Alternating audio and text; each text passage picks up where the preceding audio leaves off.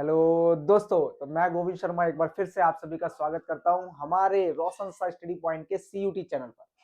तो दोस्तों, जिस तरीके से आपको पता है आपके 12th के बोर्ड के एग्जाम्स ओवर हो चुके हैं, ठीक है।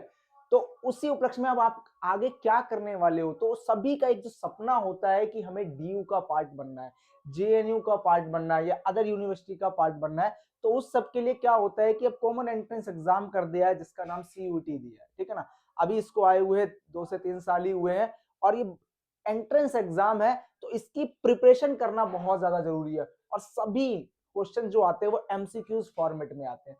तो मैं गोविंद शर्मा आप सभी को पॉलिटिकल साइंस सीयूटी के लिए कराने वाला हूं, ठीक है ना, जिसमें मैं हिंदी और इंग्लिश दोनों मीडियम को एक साथ कराऊंगा, ठीक है। तो इसमें कोई परेशान नहीं होना है कि यार सर की हमारे को इंग्लिश मीडियम के लिए नहीं मिल रही है वीडियो। इस बार आपको सारी वीडियोज मिलेंगी, ठीक है ना। और जिसमें कह सकते हो कि पॉलिटिकल साइंस भाई मेरा फेवरेट सब्जेक्ट है, एमए इसी में हुई है मेरी, तो इसमें कोई आपको घबराने वाली बात नहीं है, ठीक है ना। आपके हर क्वेश्चन का आंसर बखूबी दिया जाएगा जिस तरीके से आपको कराया जाए, ठीक है ना। आपको 100 एमसीक्यूज एक वीडियोस में मिलेंगे, जिस तरीके से हमारी पूरा का पूरा कल भी आपने जब इंट्रोडक्शन देखा था टीचर कौन कौन आपको पढ़ाने वाला, तो उसमें हर तरीके से आपको 1000 एमसीक्यूज आपको मिलेंगे। तो आपका कहीं नहीं जाएगा, ये डोमेन सब्जेक्ट्स हर तरीके से आपको तैयार किया जाएगा, ठीक है। तो अपनी तैयारी को हमेशा बरकरार रखते हुए आगे बढ़ते हैं हम, ठीक है ना। तो उससे पहले मैं आपको बुक सजेस्ट कर देता हूं कि कौन सी बुक आपके लिए बहुत ज्यादा लाभदायक रहेंगी, ठीक है ना। तो जिसमें कह सकते हो कि आर गुप्ता जी की मिल जाएंगी हमें, ठीक है। तो आर गुप्ता की मिल जाएंगी हिंदी मीडियम जी की के लिए। इसके अलावा दृष्टि पर जो पब्लिकेशन है उसमें मिल जाएंगी हिंदी मीडियम, इनकी दोनों अवेलेबल है, हिंदी भी है और इंग्लिश भी है, तो दोनों मीडियम में ये अवेलेबल आपको मिल जाएंगी। तो आप इनको भी परचेज कर सकते हो, ठीक है। और स्पेशली जिसको कह सकते हो इंग्लिश मीडियम के लिए, तो वो ओसवाल पब्लिकेशन की है, ठीक है। तो इन बुक्स को आप जरूर देख सकते हैं और इसका लिंक भी अपने वीडियो के नीचे दे दूंगा, ठीक है ना। इसके अलावा जो प्रोडक्ट सेक्शन है हमारा यूट्यूब का, ठीक है ना, उसमें से भी आप जाकर लिंक मिल जाएगा, उसमें से भी आप परचेज कर सकते हो। बाकी आपकी मर्जी है, आप जिस भी स्टोर से लेना चाहो, आपके आसपास जो भी, ठीक है ना, बुक डिपो हो वहां से ले सकते हो, ठीक है ना। तो आपकी पूरी की पूरी जिम्मेदारी है, कहीं से भी आप इसको परचेज करिए और ये बुक्स आपके एग्जाम्स के लिए, ठीक है ना, बहुत ज्यादा यूजफुल रहने वाली है। तो एक बार वीडियो को ज्यादा से ज्यादा शेयर कर दीजिए, चैनल को सब्सक्राइब कर लीजिए। तो आइए हम करते हैं अपना सिलेबस डिस्कस।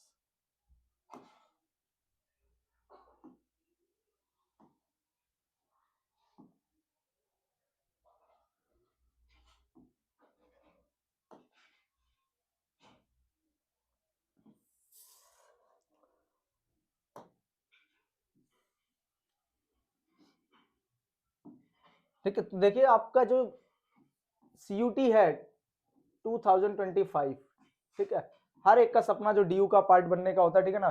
मैं भी रेगुलर कॉलेज से, खालसा कॉलेज से पास आउट हूँ, ठीक है ना, जिसमें कह सकते हो मेरे ग्रेजुएशन पॉलिटिकल साइंस ऑनर्स ही रहा। तो उन चीजों के लिए सपना पूरा करने के लिए सभी के पास में एक महत्वपूर्ण, कह सकते हो कि बहुत बढ़िया मौका, ठीक है ना। सीयूटी को एग्जाम पास कीजिए और डीयू का पार्ट, जेएनयू का पार्ट बनिए। तो सबसे पहले वही चीज है, जिस तरीके से एक योद्धा जब युद्ध के लिए निकलता है तो अपने म्यान में देख लेता है कि उसके पास में कौन कौन से शस्त्र हैं। तो इसी तरीके से हमें भी अपना सिलेबस देखते हुए चलना है कि आखिर हमारे सिलेबस में क्या क्या है, और उस तरीके से हम अपनी तैयारी को आगे बढ़ाएंगे।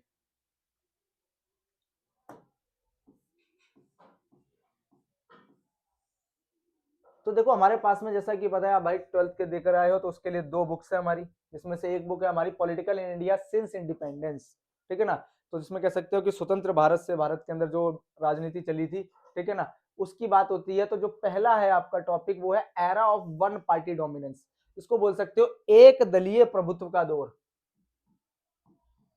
एक दलीय प्रभुत्व का दौर।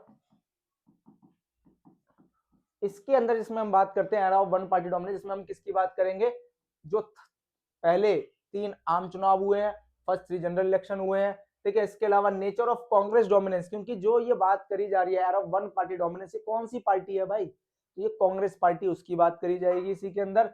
इसके अलावा नेशनल लेवल, ठीक है, एट द स्टेट लेवल, जो उसका डोमिनेंस था, प्रभुत्व था कि राष्ट्रीय जो चुनाव हो रहे थे उसके ऊपर क्या था, और अनइवन जो कंडीशन देखने को मिल रही थी हमें राज्यों के अंदर, वो भी इसी में डिस्कस होगा। कोलिशन नेचर जिसको कह सकते हो, गठबंधन,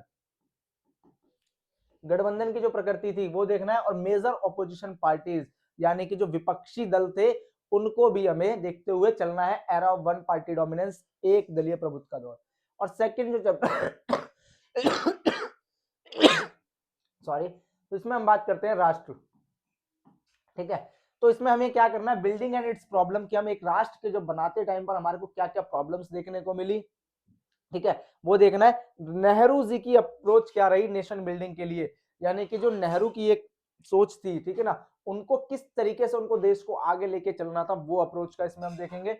इसके अलावा लीगेसी ऑफ पार्टीशन, ठीक है, जिसमें कह सकते हो कि जो देश का खंडन हुआ था, ठीक है ना, तो उसकी बात करी जाएगी पार्टीशन की। उसमें फिर क्या क्या हमारे पास में चैलेंज आए, ऑफ रिफ्यूजी सेटलमेंट, यानी कि जो शरणार्थी हमारे देश में आ रहे थे उनको किस तरीके से हमने कहां पर जगह देकर सेटलमेंट किया। कश्मीर की प्रॉब्लम आएगी, इसमें कह सकते हो कश्मीर इशू, ठीक है। Organisation and reorganisation of states, कि जो राज्यों को बनाया जा रहा था, पुनर्गठित जिसको कह सकते हो, वो करना था, ठीक है ना। स्टार्टिंग में कितने थे हमारे पास में स्टेट, ठीक है ना, तो हमारे पास में 14 स्टेट्स थे, 6 यूनियन टेरिटरीज थी, तो उस तरीके से आज कैसे 28 स्टेट्स बने, 8 यूनियन टेरिटरीज बनी, वो सब बात इसमें होगी हमारे। इसके अलावा पॉलिटिकल कॉन्फ्लिक्ट्स ओवर लैंग्वेज, ठीक है, भाषा के ऊपर जो एक राजनीतिक विवाद देखने को मिला, ठीक है ना, वो भी इसी में देखते हुए चलेंगे। फिर आता है हमारा थर्ड चैप्टर जिसको कह सकते हो पॉलिटिक्स ऑफ प्लान डेवलपमेंट, जिसमें बोल सकते हो नियोजित विकास की राजनीति। तो नियोजित विकास की राजनीति, इसमें क्या देखने को मिलेगा, देखो जिस भी तरीके से हम जब भी कोई चीज बनाते हैं तो हमें नियोजन करना पड़ता है। जैसे आज भी तो हम कहीं ना कहीं क्या कर रहे हैं, अपने सीयूटी एग्जाम को निकालने के लिए हम नियोजन कर रहे हैं, प्लान, ठीक है ना, एक प्लानिंग बना रहे हैं, तो उसी तरीके से इसको भी लेके चलना है, जिसके अंदर हम 5 ईयर प्लान की बात करेंगे, यानी कि पंचवर्षीय योजना।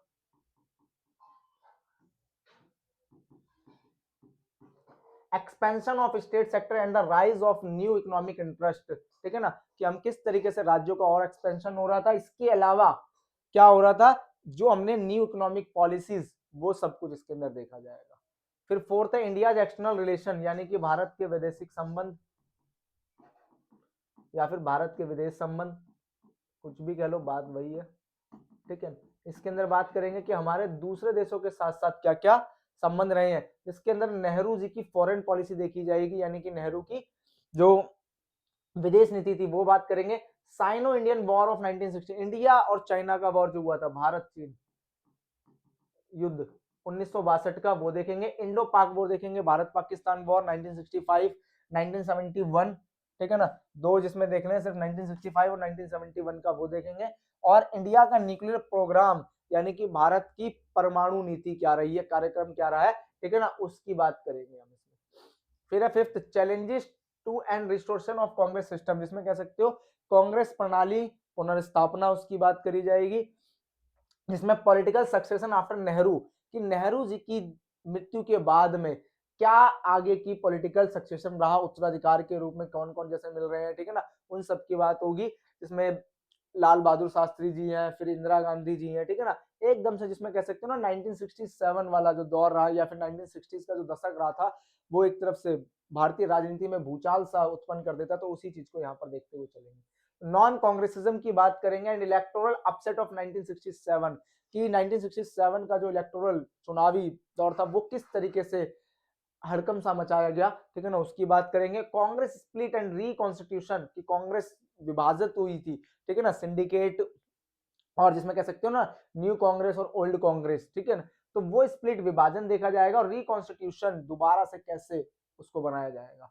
तो कांग्रेस विक्ट्री 1971 इलेक्शंस, वो देखेंगे। और पॉलिटिक्स ऑफ गरीबी हटाओ, यानी कि रिमूव पॉवर्टी, जो इंदिरा गांधी जी द्वारा दी गया था नारा, ठीक है ना, तो उनकी भी बात इसी के अंदर होगा। फिर जो नेक्स्ट टॉपिक है आपका, वो है क्राइसिस ऑफ कॉन्स्टिट्यूशनल ऑर्डर, यानी कि लोकतांत्रिक व्यवस्था का संकट।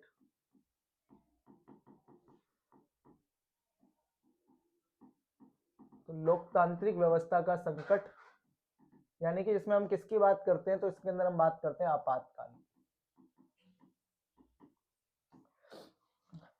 तो जिसमें कह सकते हो कि कमिटेड ब्यूरोक्रेसी है, जुडिशरी है, नवनिर्माण मूवमेंट जो चले गुजरात और बिहार के अंदर चले, ठीक है। इसके अलावा इमरजेंसी यानी कि आपातकाल की बात हुई, नेशनल इमरजेंसी यानी कि article number 352।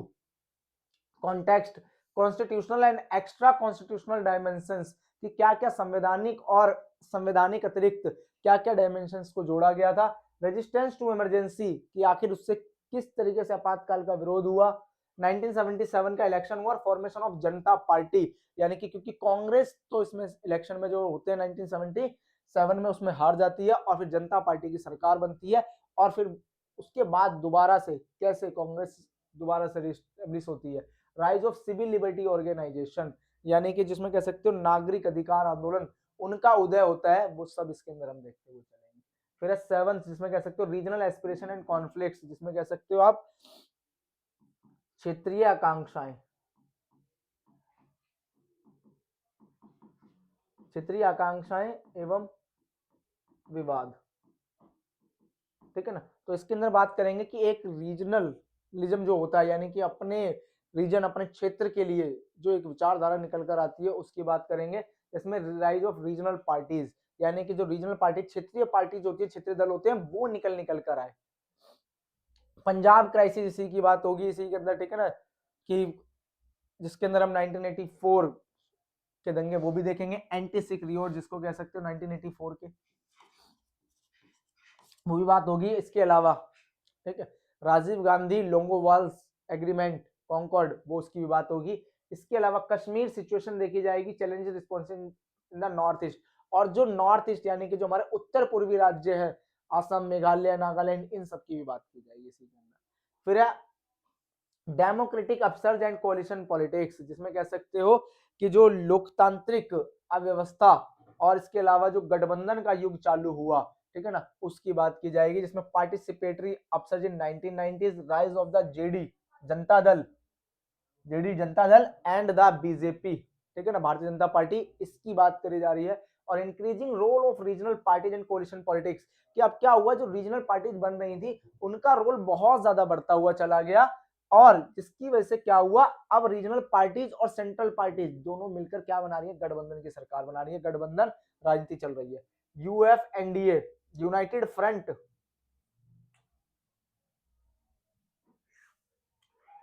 United Front and NDA, non democratic alliance government, ठीक है ना, जो बीजेपी का ही क्या है, गठबंधन है, ठीक है ना, तो उनकी भी बात हुई। और इलेक्शंस 2004 से लेकर 2019, जिसमें कह सकते हो UPA government with addition of the NDA government, ठीक है ना, तो यूपीए यानी कि जिसमें कह सकते हो United province United progressive alliance, ठीक है ना, तो उसकी बात होगी। इसमें कह सकते हो कि ये कांग्रेस का है आपका, और ये वाला गठबंधन बीजेपी का, तो इन दोनों की बात होगी। और 9th जिसमें कह सकते हो recent issues and the challenges, ठीक है, जिसमें कह सकते हो कि अभी क्या चैलेंजेस हमें देखने को मिल रहे हैं, क्या अभी नए मुद्दे हैं, ठीक है ना, और चैलेंजेस क्या उनकी बात हुई। तो challenges of and responsive to the globalisation, यानी कि वैश्वीकरण के लिए हमारे पास में क्या चैलेंजेस देखने को मिले।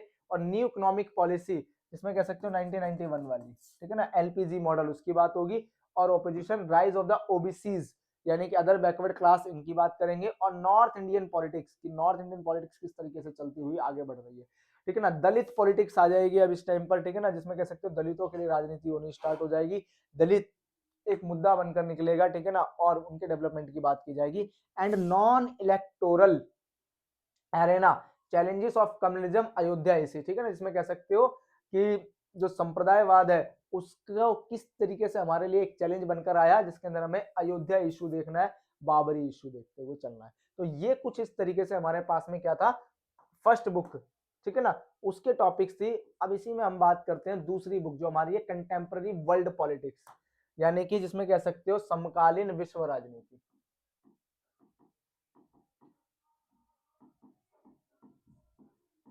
तो समकालीन विश्व राजनीति, अब इस वाली बुक के अंदर भी हमें बात करते हुए चलना है, ठीक है ना, जहां पर पिछली बार जिसमें कह सकते हो कि हमें कोल्ड वॉर तक देखने को मिला था, इस बार हमारे पास में ऐसा कुछ नहीं है, कोल्ड वॉर सीटी नहीं है, ठीक है ना। तो इसमें जो पहला टॉपिक है, disintegration of the second world war, यानी कि द्वितीय विश्व युद्ध, and the collapse of the bipolarity, और दो ध्रुवीयता का अंत, ठीक है ना। तो इसमें हम किसकी बात करेंगे, एक तो सेकेंड वर्ल्ड वॉर की बात करेंगे, द्वितीय विश्व युद्ध कैसे समाप्त हुआ वो, और दूसरा दो ध्रुवीयता का अंत।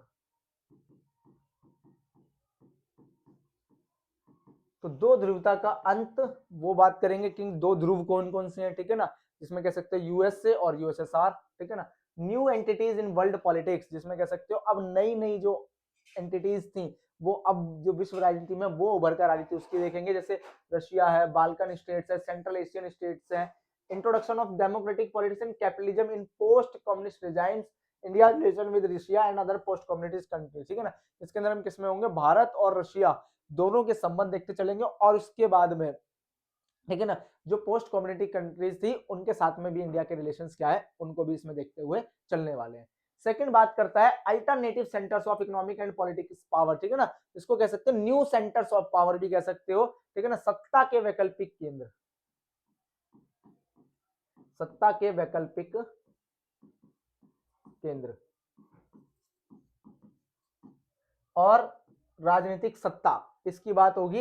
इसमें rise of China as an economic power in the post Mao era, ठीक है ना, यानी कि माओ के बाद में चाइना किस तरीके से अपना डेवलपमेंट, अपना विकास करता है उसकी बात हो रही है। क्रिएशन हो रहा है, एक्सपेंशन ऑफ यूरोपीय यूनियन, ठीक है ना, ईयू की बात हो रही है, जिसके अंदर यूरोपीय यूनियन कितनी कंट्रीज है इसमें, आज की बात करें तो हम 27 कंट्रीज है। आसियान की बात होगी, ठीक है ना, आसियान में जिसमें कह सकते हो कितने मेंबर्स, 10, तो उनकी बात करते हुए चलेंगे, इसमें भी 10 कैसे, 5+5। India changing relation with China, Japan and the south Korea, और भारत के जो संबंध है वो चाइना, जापान और साउथ कोरिया, दक्षिण कोरिया के साथ में किस तरीके से बदलते जा रहे हैं उनकी भी इसके अंदर हम बात करने वाले हैं।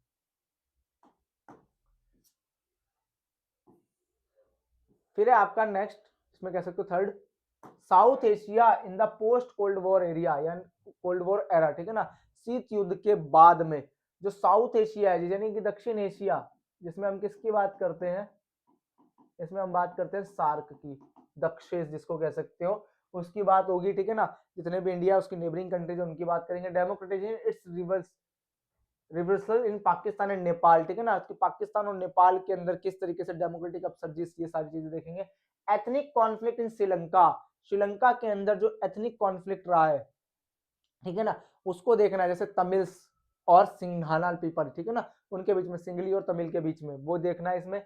Impact of economic globalisation on the region, conflict and efforts on the peace in South Asia, ठीक है ना, कि जो साउथ एशिया, दक्षिण एशिया है, उसके अंदर किस तरीके से विवाद देखने को मिल रहे हैं और किस तरीके से शांति स्थापित की जा सकती है उसकी बात होगी। India relation with its neighbours, ठीक है ना, तो स्टार्टिंग में जैसे बताया था, क्या कहते हैं कि भारत और उसके पड़ोसी देशों के साथ संबंध, ठीक है ना, तो भारत उसके पड़ोसी देश कौन से, जिसमें कह सकते हो पाकिस्तान है, अफगानिस्तान है, श्रीलंका है, बांग्लादेश है, पाकिस्तान है, चाइना है, ठीक है ना, चाइना तिब्बत के माध्यम से जुड़ता है, भूटान है, उन सब के बारे में हम क्या करते हुए चलेंगे, इसमें देखते हुए चलेंगे उनके रिलेशन कैसे।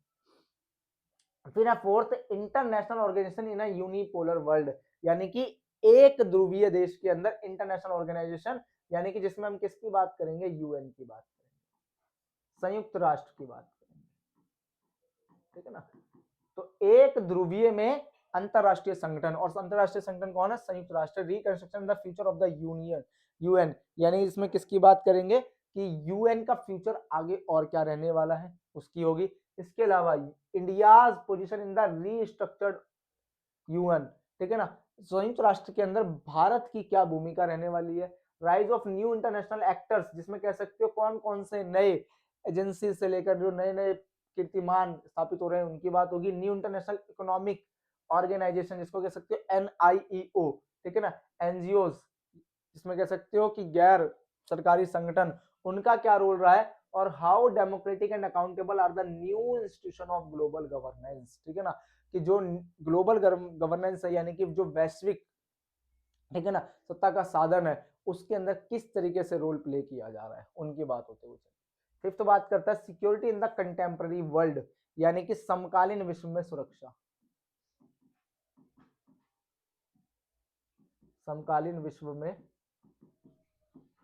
सुरक्षा उनकी बात होगी, जिसके अंदर हम किसकी बात करते हैं, पारंपरिक और गैर पारंपरिक, ठीक है ना, सुरक्षा यानी कि traditional and non traditional of security, ठीक है ना, जिसकी बात होगी। इसके अलावा डिसआर्मामेंट, निशस्त्रीकरण की बात करते हुए चलेंगे,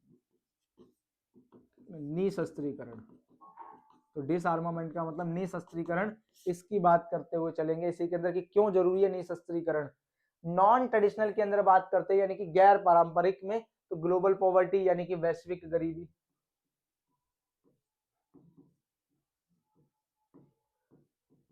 वैश्विक गरीबी, हेल्थ स्वास्थ्य, शिक्षा, इनकी बात होगी। Issues of the human rights, जिसमें कह सकते हो माइग्रेशन के यानी कि प्रवास के, और जो हमारा मानव अधिकार है उनके भी क्या मुद्दे हैं, वो इसी चैप्टर के अंदर हम डिस्कस करने वाले हैं, ठीक है। फिर आता है हमारा नेक्स्ट चैप्टर, जिसको कह सकते हो कि environment and natural resource in global politics, ठीक है ना, यानी कि इसमें कह सकते हो पर्यावरण और प्राकृतिक संसाधन विश्व राजनीति में, ठीक है ना। तो इसमें कह सकते हो कि विश्व राजनीति में पर्यावरण एवं प्राकृतिक संसाधन, इनकी बात होगी। जिसमें हम एनवायरमेंटल मूवमेंट देखेंगे भाई, पर्यावरण को बचाने के लिए कौन कौन से आंदोलन चले, उनकी बात होगी। Evolution of global environmental norms, इसके अलावा एक देश में हम, चलो हम इंडिया में क्या बात कर रहे हैं, इसके अलावा पूरे वर्ल्ड में भाई इसके लिए क्या नॉर्म्स बनाए गए हैं, उनकी बात होते हुए चलेगी। Conflict over traditional and common property resources, ठीक है ना, इसमें कह सकते हो ना साझी संपदा, ठीक है ना, उनकी बात होगी। Right of the indigenous people, यानी कि जो आदिवासी लोग हैं, मूल निवासी हैं, उनके अधिकार की बात होगी। यानी कि right of the indigenous people यानी कि मूल निवासी के अधिकार, मूलवासी या मूल निवासी कुछ भी कह लो, ठीक है ना, मूलवासी के अधिकार। India stand in global environmental debates, ठीक है ना, इसके अलावा जो ग्लोबल एनवायरमेंटल डिबेट्स है उसके अंदर भारत अपना क्या स्टैंड ले रहा है भाई, भारत किस तरीके से पर्यावरण को कम से कम दूषित करेगा, उसकी बात हो रही है, ठीक है ना। और लास्ट चैप्टर इसमें कह सकते हो ग्लोबलाइजेशन एंड इट्स क्रिटिक्स, ठीक है ना, वैश्वीकरण और उसका विरोध,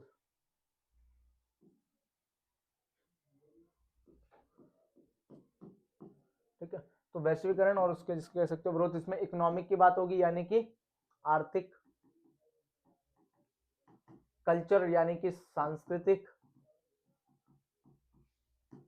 पॉलिटिकल मैनिफेस्टेशन यानी कि जो राजनीतिक, इसके अंदर राजनीति हो रही है उसकी बात होगी। Debates on the nature of the consequences of the globalisation, यानी कि वैश्वीकरण के ऊपर जो विवाद और जो उसके परिणाम है, कॉन्सिक्वेंसेज यानी कि परिणाम, ठीक है ना, उनकी बात होगी।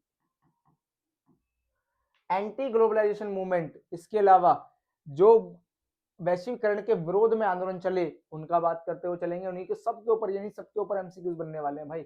India as an arena of the globalisation and the struggles against it, और भारत का क्या रुख रहा है वैश्वीकरण को लेकर, क्या उसका संघर्ष रहा है, वो इस तरीके से इसमें डिस्कस करते हुए चलेंगे। तो मैंने आपका हर एक टॉपिक का डिटेल्ड, ठीक है ना, डिस्कशन कर लिया है, कैसे कैसे टॉपिक्स अंदर क्या क्या पढ़ने वाले हैं, ठीक है ना। तो इन सभी चीजों को हम क्या करेंगे, मेरे साथ में आप लोगों को तैयारी करते हुए चलनी है, ठीक है ना। जो बुक सजेस्ट करिए उनका ध्यान रखना, ठीक है ना। यूट्यूब पे ही हमारा जिसमें कह सकते हो चैनल, उसी पर हम प्रोडक्ट में लिंक दे देंगे, उसको वहां से परचेज कर सकते हो। इसके अलावा भी, ठीक है ना, आपको जो एमसीक्यूज फॉर्मेट में ही आएगा, तो मैं सारा एमसीक्यूज फॉर्मेट में ही आपसे साथ में डिस्कस करने वाला हूँ, ठीक है ना। तो आशा करता हूँ आपको ये चीज अच्छी लगी होगी, ठीक है ना। जिस तरीके से आपने रोशन भैया को प्यार दिया पॉलिटिकल साइंस में, उस तरीके से आप मुझे भी साथ देते हुए चलिए, ठीक है ना। आपकी जो सफलता है उसको आगे बढ़ाने के अंदर मैं अग्रसर रहूंगा। तो मिलता हूं मैं आप सभी से नेक्स्ट वीडियो में, इसमें कह सकते हो सीधा तैयारी के साथ में, ठीक है ना, 100 MCQs के साथ में। धन्यवाद।